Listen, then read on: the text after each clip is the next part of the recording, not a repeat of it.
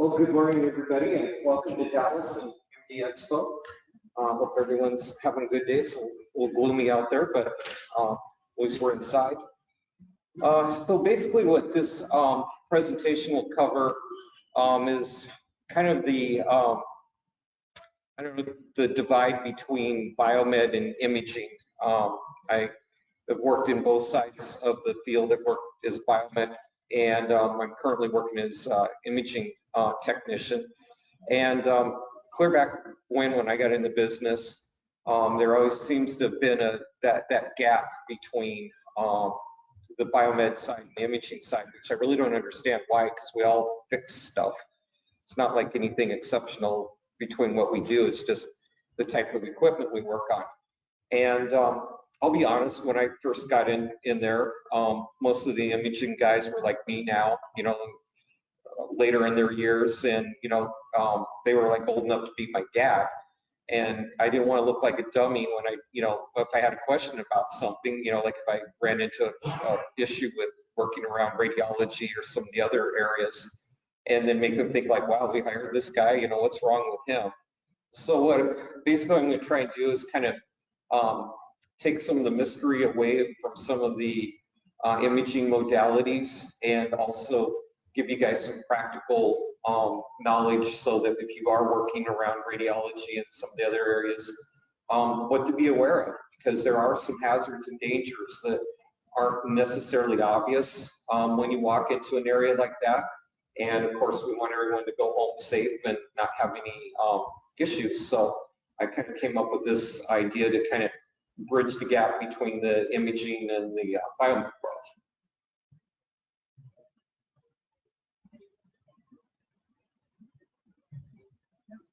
So the first area, at least for myself, that I ran into kind of an awkward situation was dealing with nuclear medicine.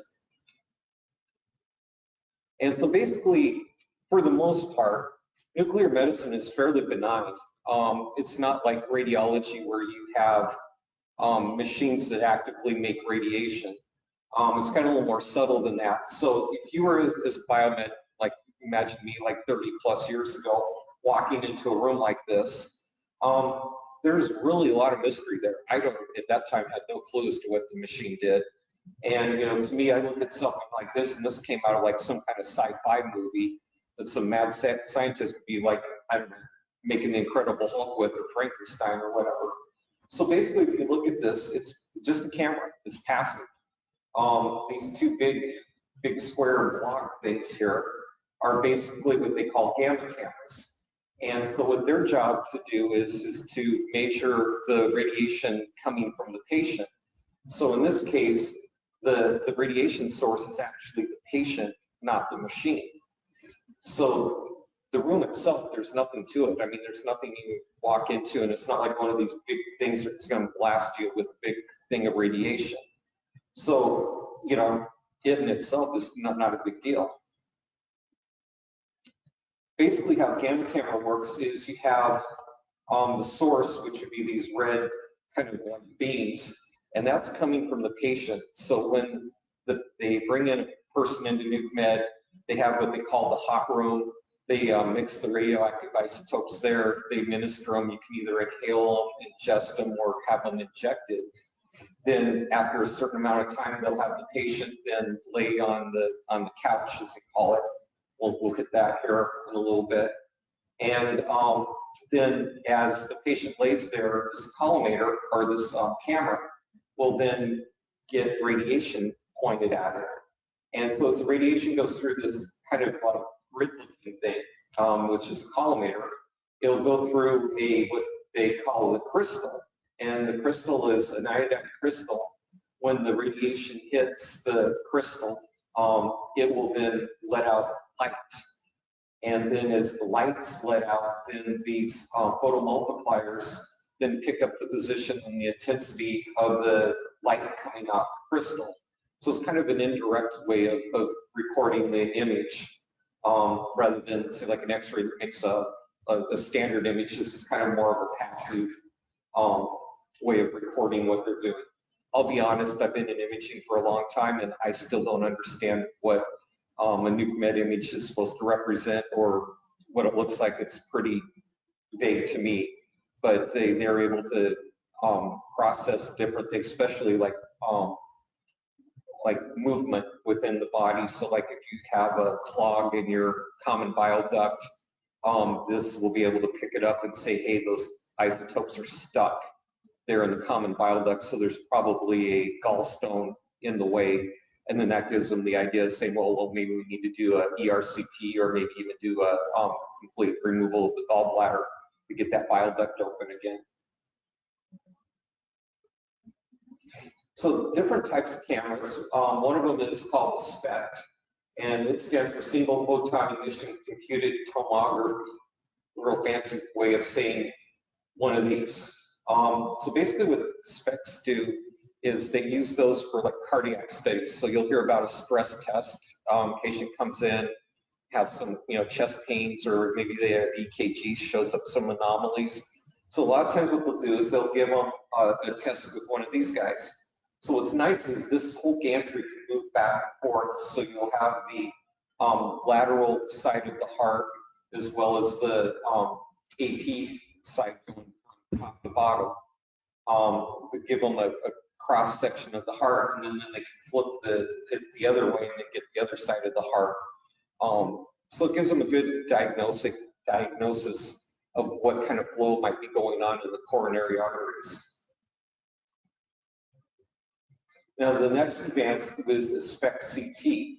So if you look at this particular device, it's got the movable gantry with the two camera heads on it, and then behind it you have an actual CT scanner. So the advantage of this is it allows them to do the dynamic flow within the heart and the coronary arteries, and then they were able to take that and overlay it over the anatomical information that the CT scanner is able to provide. So that's where it makes it a little more clear and more defined, so they can overlay the dynamic flow over the actual physical structure of the image. And then that allows the cardiologist then to get a really clear idea as to where the blockages might be within the heart. Another type of scanner is PET scanner. And there's all kinds of different shapes and sizes of these things, but here's a Siemens PET scanner. And with the SPECT, I see them used mostly for like cardiac type studies. PET I see used more for other areas, like I was talking about the common bile duct. You might use it for other areas in the body to monitor the flow and making sure things are moving where they're supposed to. This is another type of PET scanner. You can see the two camera heads here, and then you got the couch, and then the patient just slides in, and then these are able to rotate to different positions and heights.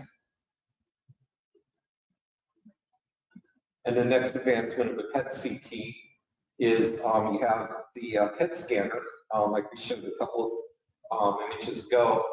And so you have the PET scanner, they come in, they do their like regular nuclear dynamic flow, and then behind it you have a CT unit that then is able to do the anatomical scan.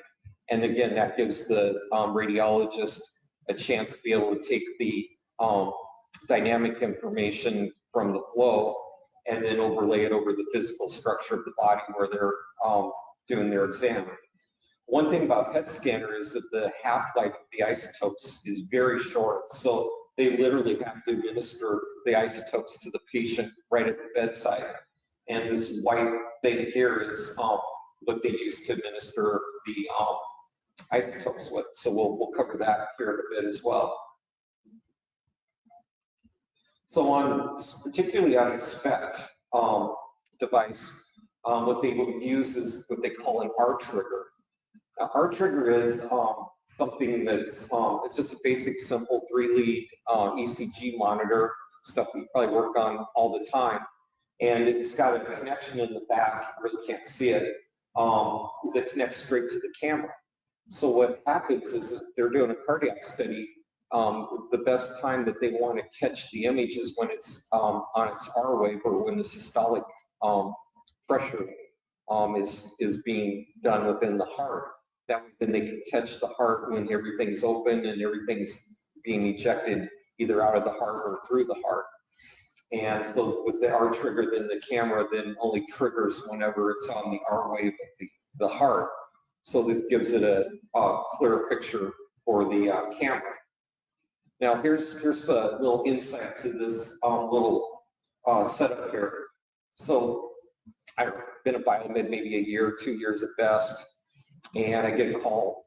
My manager gives me a call and says, I need you to go look at the R trigger down in nuke med. Well, for me as a biomed, anything that says nuclear in it doesn't sound like a place that I really want to go to, because I can only imagine I would see the cameras and go, yeah, that looks like a scary place. I don't want to go there. That's an imaging guy's prerogative. So he hands me, smart manager he was, hands me an ECG simulator too. And so that clued me in that I was looking for something that was involved with, an ECG. So I go down to the nuke med control area, and there's a gal in there, and I said, hi, I'm with Biomed. I'm here to look at your R trigger. And she goes, oh, yeah, it's right over there by the couch. Well, in my mind, a couch means a whole different thing as to what they call a couch. So I walk into this room, and I got some big scary machine in there, and I'm looking for a couch. And as I'm standing there scanning the room, trying to figure out what looks like an ECG monitor and a couch, I get this gentleman with this deep baritone voice goes, may I help you, young man? And of course, now I'm busted. I'm like going, oh no, I've been outed. Someone knows I don't know what I'm looking for. And I said, well, yeah, I'm looking for your R trigger. And he points into the room, and it's a large room, maybe not as big as this, but it's not a small little room. And he said, it's right there by the couch. No clue. I mean, I'm going, I don't see anything that looks like an ECG monitor, and I don't see anything that looks like a couch. Well, eventually I stumbled across it and found, oh, here it is. And I found a broken lead on the ECG monitor. Go get a new set of leads, hook them up, test them, we're back in business. So in my mind, great, I just mastered with the R trigger, and now I know a little bit about nuclear medicine. Fast forward a handful of months, and PM's due on this R trigger. So I'm going, you know what, I'm on this. I know what the R trigger looks like. I know what the couch is. I know where to go. So I go back to nuclear med and walk into the control room. And the same gal was sitting in the control room, and I said, oh, hi, I'm here to do the PM on your R trigger. And she says, oh, it's in the room by the couch. Got that one mastered, no problem. But she said, the room is hot. Okay, all right, the room is hot. I'm not in facilities. I really don't care what the temperature is in the room. I mean, I'm just going to do my PM, so it's a little warm in there, no big deal. So I walk into the room, and the gentleman with the deep baritone voice is there administering some kind of injectable into the patient on the couch. And I said, I'm with Biomed, I'm going to do the PM on the R trigger. And he goes, well, you're going to have to come back later because I got a patient in here and the room is hot. And I'm like, okay, sure, I can come back. Well, as I'm walking down the hallway, trying to figure out why would two people tell me that the room is hot, because I really could care less about what the temperature of the room is. They weren't talking about the temperature. They were talking about it was hot from the radioactive isotopes in the room, and they didn't want me to get close to the radiation. So that is a term that you might want to be aware of if you're going anywhere near nuke med, is if they tell you that something is hot, it's not the temperature, it's the radiation coming out of it. So just a little inside information there on some of my challenges with nuclear medicine. Another device that they'll use in nuke med is called a Xenon Trap. So what they'll do with this device is, as I mentioned earlier, the isotopes can be inhaled. It is one of the forms of administering the isotopes to the patient. So this machine hooks up, it looks a lot like a ventilator or an anesthesia circuit, and they'll have a mask on and they'll be breathing in and out while they're doing this exam. And so the isotopes are then administered from the inside of this. Well, as they're being exhaled, they're down along here is a big lead tank that the radiation then eventually settles down in so that it doesn't go out all over the room as the patient's breathing. So one thing to be aware of is this little guy here is radioactive. So if you go into the room and say if you're working on the R trigger or have some other PMs in the room, this guy is hot. And so one thing to be aware of is you may have to do the PM on this. It's not going to be any kind of radiation that you're going to, grow a second head or a third arm from. It is fairly low dose, but just be aware that if you see something like this in the room, you may want to avoid it or not spend a lot of time around it because it does give off a radioactive signature. So in the hospital, they have what they call the hot room or the hot lab. So what will happen is most of the time you'll see these guys walking around and they look like those little, actually kind of bigger lunchbox coolers. And they'll have them on those little luggage transport carts. And you'll see them going back and forth in and out of the hospital. And those are called pigs. And so what they do is they bring in the radioactive isotopes from a lab into the hospital. They transport them in these little pigs, and you're thinking, well, gee, why do you need a cart that just towed a little lunchbox? But they're lead lined and they're protected, and also the sealed sources in them are pretty heavy too. So if you see somebody get on the elevator with you, they're carrying radioactive isotopes with one of those little setups. So basically what the hot lab does, the hot room, is takes the radioactive isotopes and they measure them for the patient dose. So as they have them, they do have a half-life, but some of the half-lives on the radioactive isotopes are quite short, and others, hang around for a few days. So they stick them in what they call the dose calibrator, which is basically a big ion chamber, and they measure the strength of the isotope. And for a patient, you don't want it too strong or you don't want it too weak. So basically the patient's probably already in the room, ready to go for their exam. They'll run the isotope through this dose calibrator, make sure that the isotope's at its proper strength, and then they'll either put it in a vial or have them inhale it or ingest it right before the exam. That way then it's at the optimum strength as far as the dose, as well as the optimum time for the half-life of the isotope. And here's an internal look at inside the ion chamber. So here's your isotope here. They measure it. This calibrates your dose as far as how strong it is and make sure that it's acceptable for the exam. And then we can go into isotopes. So when you walk in, you'll see in the hot lab, or you might see in the actual rooms, you'll see these little vials, and these are where the isotopes live. And so what they'll do is before they administer them to the patients, they'll break those open, and then they'll get the isotopes out of there and then do their calibration and then administer them. Another way that they can administer them is through intravenously. And so you'll see little vials sitting out here with the little radioactive symbol. These guys are straight up radioactive. So if you see this sitting out somewhere, you don't want to go near it. That's again one of those hidden hazards that probably if you're just biomed working in the area, you would not be aware of. And I wasn't aware of until I actually started working on nuclear medicine devices. So I went for years and years without any clue that there were dangers like this just sitting out where I could get nuked. Now, again, like I said, these are low doses. I mean, they're actually giving them to people. So it's not like it's going to be some deadly thing or you're going to turn into the Incredible Hulk, but, the less exposure to radiation, the better.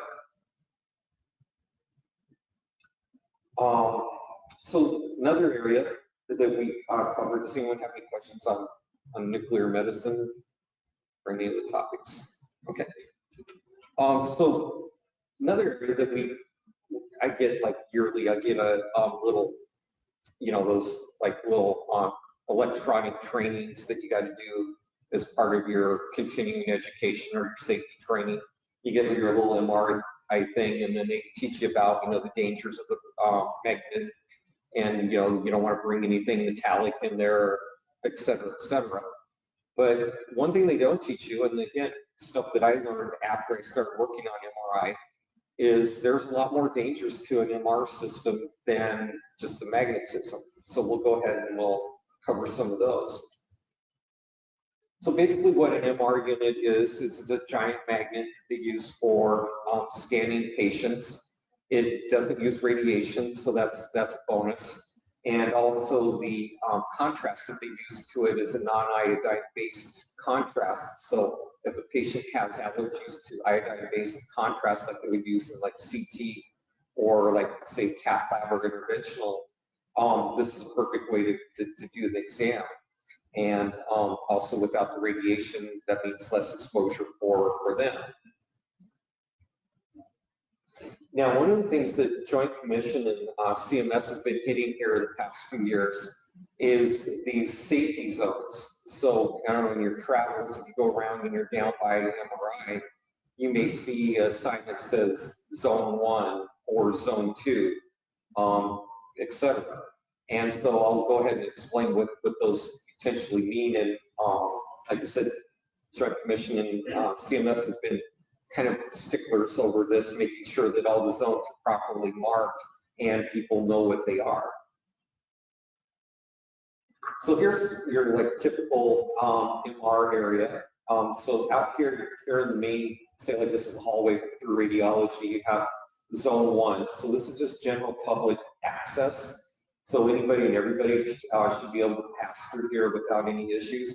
It is slightly magnetic. It does have a little bit of the field into it, but shouldn't be strong enough to bother anyone or have any effects.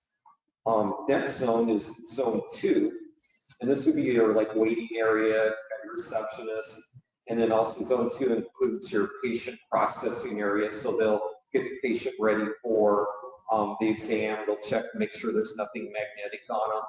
Also to make sure that they're properly screened, that they haven't been a previous like welder or worked around like worked on metal type stuff that maybe they may have embedded metal within their body that they're not aware of. Next area is Zone 3, and this is kind of more of a restricted area, and this would be where the control room is and where like only authorized personnel work. That includes the equipment room, and then the next area would be the actual magnet room itself with the magnet in it. For all intents and purposes, you might as well consider these basically the same level of danger. Obviously, the magnet's going to be stronger here, but you can run into problems both in Zone 3 and in the computer area, the control room or equipment room. So basically, Zone 1 is general public access. Anyone can be in that area without any problems or issues or restrictions. Zone 2 is kind of a supervised area, so you're not just going to be able to just get up and walk around and do whatever you want in Zone 2. You're going to have someone that's going to be monitoring your movement as to what you might be doing while you're there. Zone 3 would be what I would consider restricted. Now, like when I go to deal anything with the MR, if I'm going into Zone 3 or Zone 4, I always make sure that someone knows I'm there. And there's more than one reason for that. One, I don't want them to say, hey, who's this guy? Why is he in my area? I mean, he just shows up and he's got a badge on. And also, does he know what he's doing? So I go up to the tech and say, hey, I'm with Biomed, and I'm here to look at, fill in the blank issue with the MR system. Now, I know Biomed also goes into MR because they have the little MedRad infusion pumps that they use for delivering meds in the magnet room, and also the in vivo monitors, now Philips, that they use for patient monitoring. So as a biomed, you could very well be in there legitimately doing biomed stuff, not having to even deal with the magnet or any equipment associated with that. Some hospitals also have biomed take care of the injectors, so there will be an injector in the magnet room more than likely, so you and anesthesia machine. So there's plenty of opportunities for someone from biomed to actually be in the magnet room or in that general area. So the rule of thumb, I always make sure that someone knows that I'm there and I'm there. That way there's no surprises or questions. And then zone 4, of course, is the magnet room itself. And the highest risk or danger as far as the magnetism goes, that you definitely don't want to be in there with tools, at least you want to be in there with non-ferrous tools or any other kind of metallic items. I have worked at one hospital where the maintenance guys managed to launch a ladder into the bore. Poor guy, he did what he thought was right. He had an aluminum ladder. He even cleared it with the staff there and said, I've got an aluminum ladder, can I go into the magnet room? And they looked at it and they were pretty sure that it was good to go. Walked into the magnet room and yanked it right out of his hands and right into the bore. Well, after further examination, the ladder itself was aluminum, but the where the rungs were attached with steel rivets. So 99.9% of the ladder was aluminum, but those little rivets within the ladder itself were enough to let the magnet get a hold of it and pull it into the bore. So they had to ramp down the magnet and then pull the ladder out because it was too strong to pull it out from the other way. So that was $50,000, $60,000 worth of cryogens that got dumped down the drain or out the roof. But you know, I can't fault the guy. He did have a aluminum ladder. I wouldn't have thought any different myself. But even though you think, you know, it shouldn't be an issue, you really want to be careful, even with the best intentions. Okay, so here's another one, the hidden dangers that lie within the MRI that most people are not aware of unless you actually work around them, and they're called gradients. So within the magnet itself, there's 3 different planes. There's the X plane, you have the Y plane, and you have the Z plane. Well, really doesn't matter to anyone unless you're actually like working on the machine or you're running the machine. But what the gradients do, and it's interesting enough, that banging or, you know, that sound you hear inside when you walk into a magnet room is actually the gradients making the noise. It's not the magnet that's making the noise. So what the gradients do is the gradients take the magnetic field and they kind of like massage it and pull it into different areas. So like if they're going to do, say, a head exam, they may massage the magnet through the gradients so that the magnetic field is stronger around the head and less so around the like feet and the legs. And it just gives them a better way to make the exam and make their images using the gradients to kind of goose the magnetic field. So this is what basically the inside of a magnet, MRI magnet bore looks like. And on the outside of it, you'll see the gradients. And like I said, they work on 3 different levels. Here's a little better view. This one's out of a Siemens magnet. And these little fingerprint things are your gradients. So they're actually within, you can see the magnetic core of the magnet, and then these sit on the outside of the bore. And this, like I said, helps kind of massage and boost the magnetic field so it's stronger in the areas that they want to do their exam. So like I mentioned earlier, you have your coils are nearly present in all MR systems. You have your X, your Y, and your Z gradients. Each coil is driven by an independent power amplifier.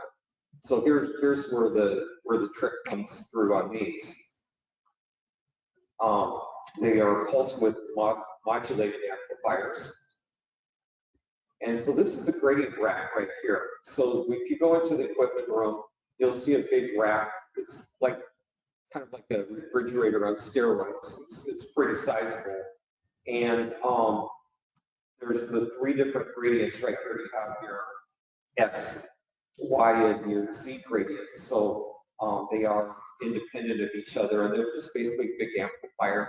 They take the power, which then goes into through the coils, and then works on the magnetic field.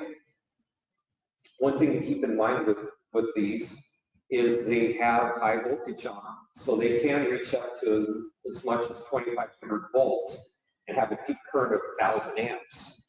Also, they do get really hot, so they can get up to 140 degrees. So there is high voltage associated with MR. I mean, we're always under the impression that, hey, it's just a magnetic field. We don't have to worry about it like you would traditional radiology, where you've got, your 480 volt source, and then you have your amplified power through your, generator. MR does have high voltage in it, so something to be aware of. Also, the gradients are quite heavy, and I know as Biomed, before I got into imaging, I used to help the imaging guys pull those out and replace them. So it takes 2 men and a boy to pull those things out, because they're all full of coils and heavy copper wires, so they are very heavy, and they also do put out a good seismic temperature. Another hazard might be a little more obvious than others, but is the actual cryogens within the room and what they use to cool the superconductors within the magnet.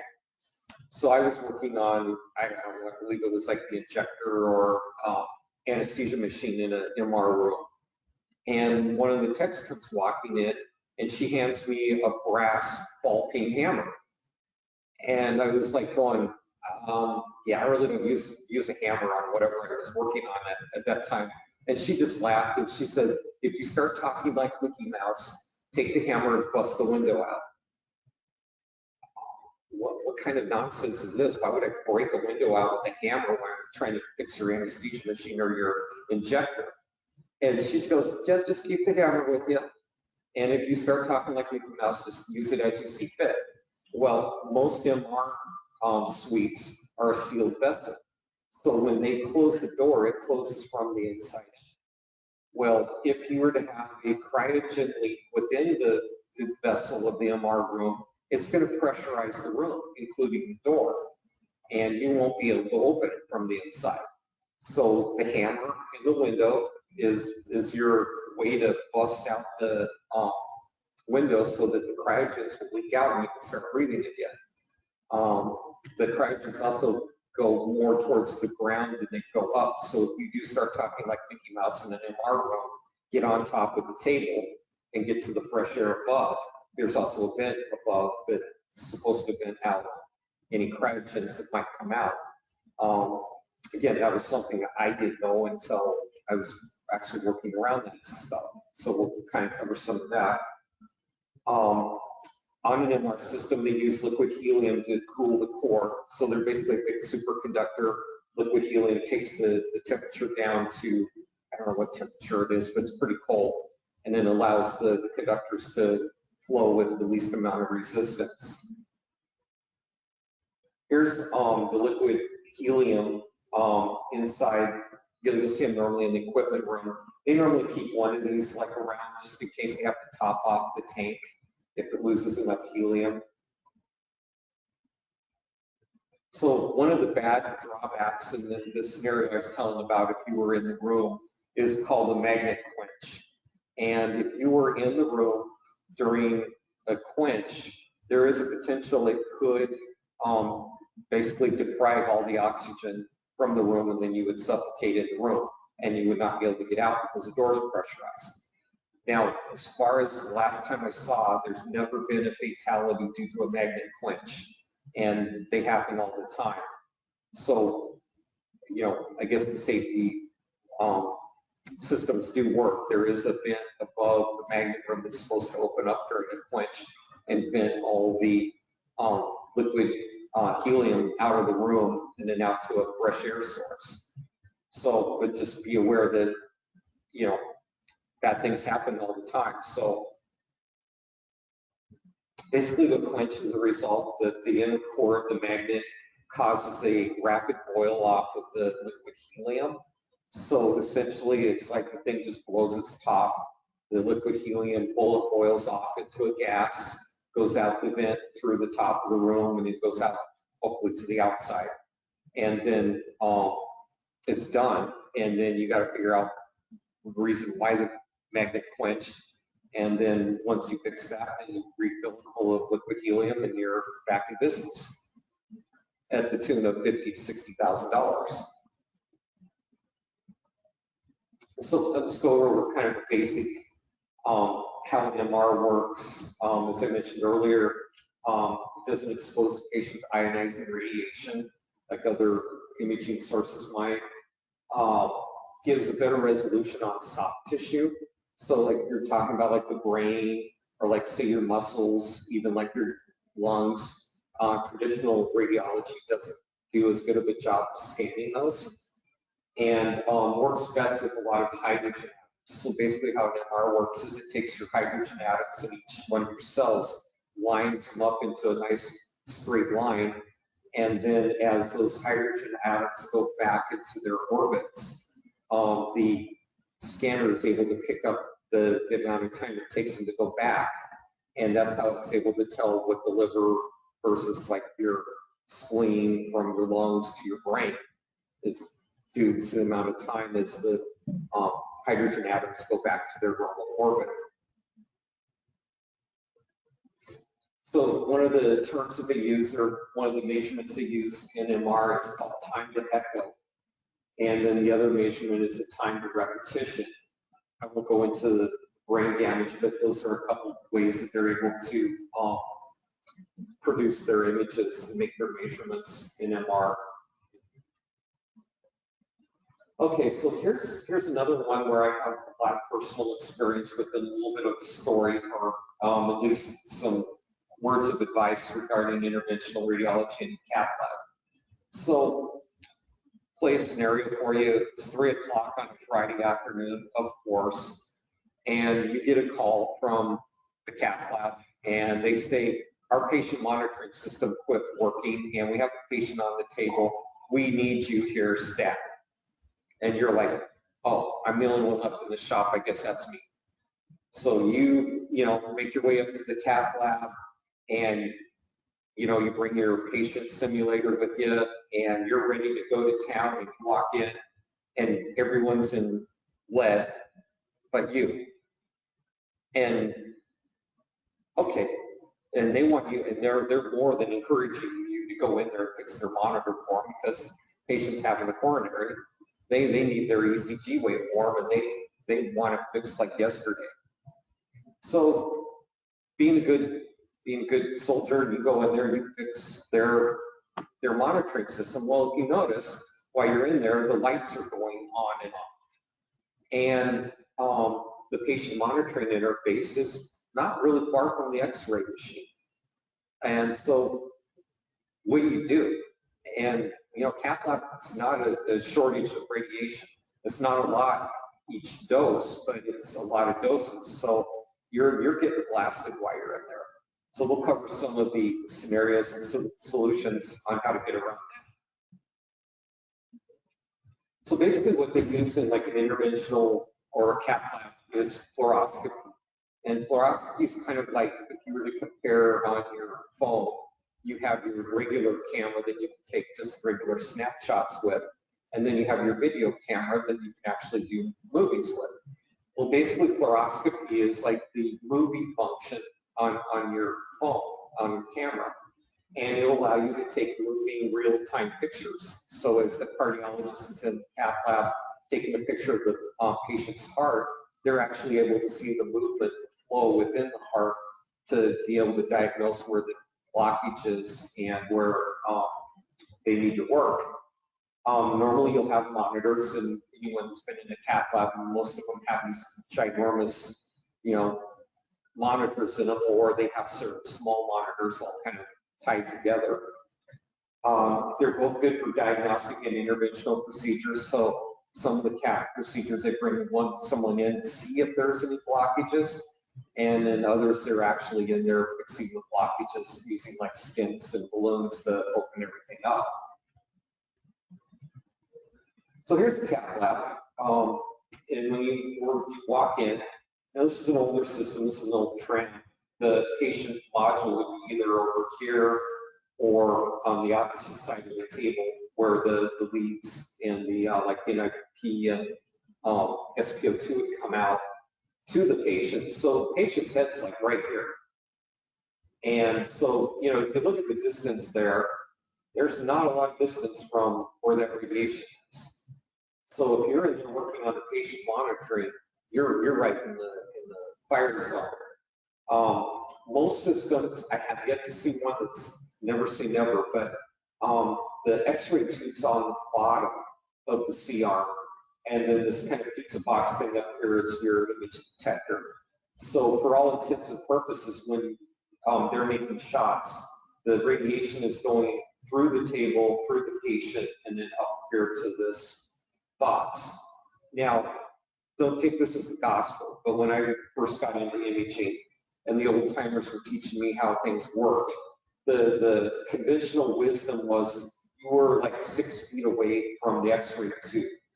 You were probably going to be okay. You were probably going to get almost no exposure at all, especially with fluoroscopy, because it's not super strong, but they do use it a lot.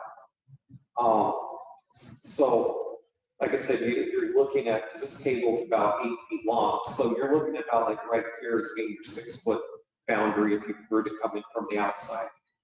So anything closer than this, you're at risk of getting radiation if they're in there exposing. Here's a little better view of it. So down here is the actual X-ray tube. Again, it's pointed straight up. There's no movement of the X-ray tube itself. It's always aligned with this image detector. Now, however, the C itself, as well as the detector, can move up and down. And the C can move into all kinds of different positions. So the beam may be pointed a different way, but it's always from here to here. Scatter. So this is where the biggest risk, as you as a biomed, or actually anyone in the room, including the patient, of getting exposed to unwanted radiation. So basically, scatter is anything that deviates from the main beam. So like as I was showing you, the beam goes between these two spots. And in this case, you can see how the C-arm is tilted. So in this case, the beam would be heading off at a, you know, about like a 30, 40 degree angle towards the ceiling. So if you're back over here, it's not anywhere near where you're at. But if you're standing off to the side here, it's coming right at you. So basically what the scatter is from the radiation coming out of the tube, hitting the table. The table is radiolucent, meaning that it's designed to let the radiation through with the least amount of resistance. But however, when you hit the patient, you have their backbone, you have their ribs, you have their sternum, all kinds of stuff. And so most of the radiation does go straight through the patient into the detector, but there is a small amount that does get deviated, and that's where the scatter comes from. And it could, if you can imagine like a sphere around that C-arm, it goes here, it goes here, it goes here, it goes out this way, it goes everywhere. And again, it's not a lot of radiation. So if you were to run in there for one opt moment to go fix their monitor, and you get a little exposure, you probably would get just as much of an exposure flying at a coast-to-coast airplane trip as you would from being in the room with one of those for a while you fix the monitor. But again, just for the sake of safety and not wanting anyone to get any excessive exposure, I mean, it's a cumulative thing. And so over time, if you keep doing it, it could become an issue. And here's another thing, like I said, that C-arm can go all kinds of different directions. So here we have it in the lateral view. So the beam would be coming across this way. And right here would be the door to get into the room. So anyone standing at this door or alongside of the X-ray would be getting a fairly direct blast from that X-ray beam. And then any scattering, like I said, would come off a big like circle or sphere around that. And here's what the inside of the Cath lab X-ray tube looks like. If anyone had any, wondered what that looked like. So this big dome thing up here is the collimator. The collimator, if anyone's familiar with X-rays, is that, you see those blades. If you were to go in and get a chest X-ray, you see the rad tech in there adjusting the, up and down, kind of the crosshairs on the tube to, zero in where they want to take the exposure. In addition to those, this also has a spiral collimator in it. And what the spiral collimator does is it opens and closes depending on the amount of radiation they want to give the patient. So we have we call it with our terminology, we have your thin man, regular man, and you have fat man. And you're able to pick the radiation based on if you have like a 90-pound little grandma, of course you're going to use thin man. If you're got like a regular sized person in there, you use regular sized man. And then if you got kind of a more beefier kind of patient that needs a little more radiation to get through them, you pick the fat man setting. So it both collimates in the area or the field of view on the patient, as well as how much radiation it's actually letting out of the tube. And then here down here is the actual X-ray tube itself.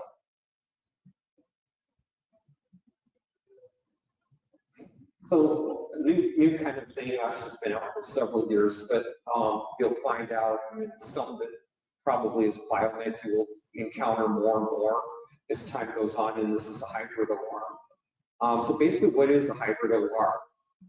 So basically, a hybrid OR is basically an OR setting that's got basically a cath lab or an interventional lab. And as far as I'm concerned, for my own terminology, there is no difference between angiography, a cath lab, or an interventional lab, or even a hybrid lab. The machines, for all intents and purposes, are identical. The only difference between them is how they use them and what devices they have hooked up around it. So really, aside from the fact that this is in an OR room and how they would use it, and what kind of cases they would use it in, no difference between any of the machines I showed you in terms of function or operation. They all pretty much work the same as an X-ray system. Here's give you an idea. This is a robotic room that was in one of our hybrid rooms. Here's the IV pump to kind of give you an idea of size comparison. Down here is your X-ray tube. Here's your collimator, and then up here is your image detector. Now, what's really cool about this, and I'll show you another picture, this thing can do a 3D spin just like a CT scanner. So you could come in here and literally, it would take forever, but you could do a CT scan and you could also do a 3D scan.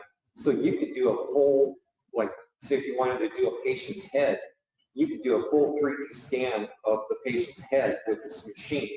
And you could slice it like CT, you can flip it, you can move it all around, because with this robotic arm on it, it's able to do a 360 complete scan of whatever you're scanning. So here's the knuckle that makes that all possible. That's my little girly hand next to the knuckle. I really love the fact that they put a little warning here. Can't read writing on it, but it says warning pinch point. Well, to me, a pinch point means you might pinch your finger. This thing would take your hand.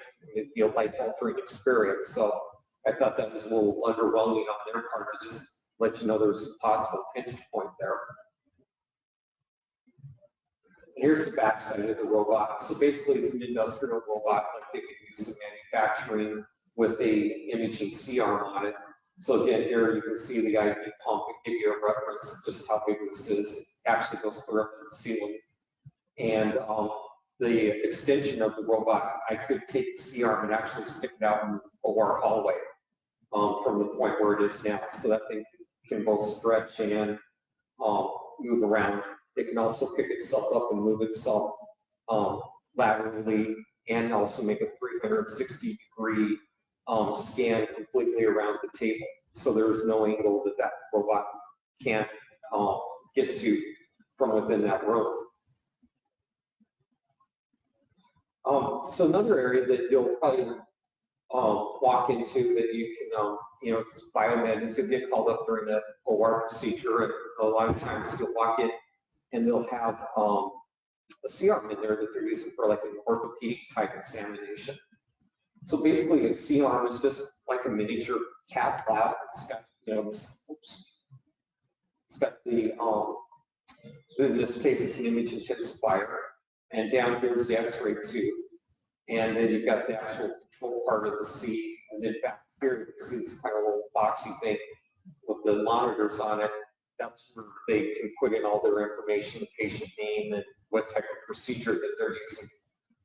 Same scenario, you might get called in the middle of an OR case, and say you're working on the integration system, and you know the orthopedic surgeon's not going to miss his golf game, so he's going to keep chugging along, and he doesn't care if the integration's working or not. As long as he gets his images, he's happy, as well as a cardiologist and radiologist.